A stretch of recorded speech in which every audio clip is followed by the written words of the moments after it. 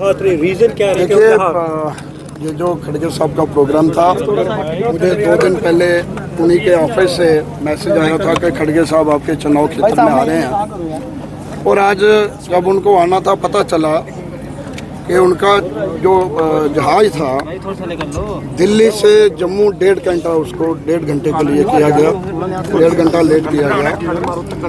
फिर उसके बाद जिस चॉपर से, डबल इंजन चॉपर से जिस पे उनको जम्मू से जहां आना था, सुनने में ये आ रहा है कि हिमाचल और जम्मू के बीच उनको टेक्निकल क्लियरेंस जो थी वो नहीं मिल पाई, जो मैंने सुना है। तो इसलिए वो नहीं पहुंच पाए। लेकिन उन्होंने पार्टी कार्यकर्ता को बहुत अच्छे तरीके से ऑनलाइन संबोधित किया है।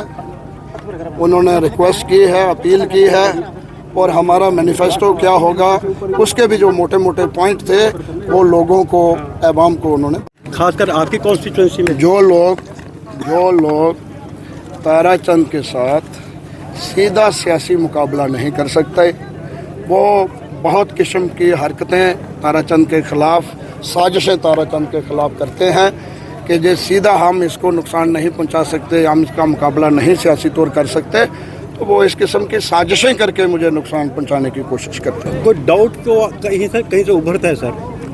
देखिए, सरकार और अपोजिशन का फ़र्क मेरा ख्याल यही होता है।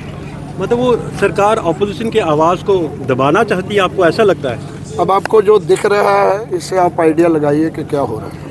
कांग्रेस, ताराचंद जी, जो आपने पार्टी में, जो आप खड़गे साहब ने जो कहा, इनकी सारी जो बातें कही, आपने भी अपना जो कहा, कांग्रेस अलायंस अगर पार्टी मतलब सरकार में आती है तो अलायंस की पहली प्रायोरिटी, फर्स्ट स्टेप क्या रहेगा?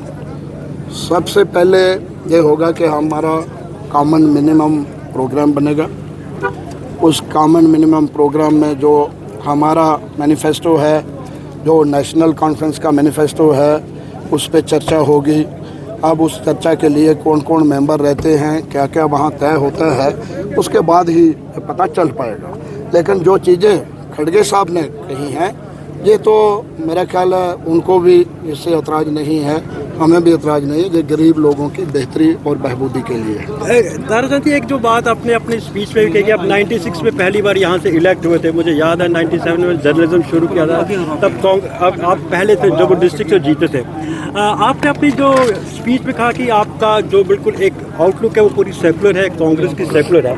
आपने जब ये सेकुलरिज्म का शब्द यूज़ किया तो आपको लगता है कि यहाँ पे कुछ ऐसी पॉलिटिक्स चल रही है जिसके सेकुलरिज्म को खतरा है, खासकर आपकी कॉन्स्टिट्यूंसी में? जो लोग ताराचंद के साथ सीधा सियासी मुकाबला नहीं कर सकते, वो बहुत किस्म की हरकतें ताराचंद के ख़िलाफ़, साजिशें ताराचंद के ख़िलाफ़ करते हैं कि जो सीधा हम इसको नुकसान नहीं पहुंचा सकते, हम इसका मुकाबला नहीं सियासी तौर कर सकते, तो वो इस किस्म की साजिशें करके मुझे नुकसान पहुंचाने की कोशिश करते हैं। ताराचंद जी, एक सवाल हो रहा है कि आपने कहा कि जितनी आपके टाइम पे जो 10 ईयर में जो डेवलपमेंट हुई है, वो लास्ट 10 ईयर्स में उसका वो ना तो वो बेस रहा है, ना वैसे हो रही है।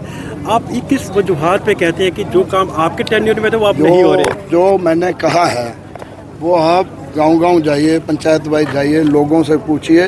वो मैं नहीं कह रहा हूँ, वो काम बोल रहे हैं और लोग बोल रहे हैं। ताराचंद जी, आखिरी सवाल है कि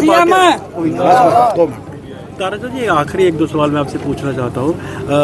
आपके जो पुंछ राजौरी या जो खिता है, यहाँ पे बीजेपी एक स्लोगन बार बार उभार रही है कि हम आएंगे तो जम्मू को एम्पावर करेंगे, हम आएंगे तो जम्मू को हिसाब मिलेगा, हम आएंगे तो जम्मू ही सरकार पे, जम्मू का मेन पार्टिसिपेशन रहेगी सरकार बनाने में।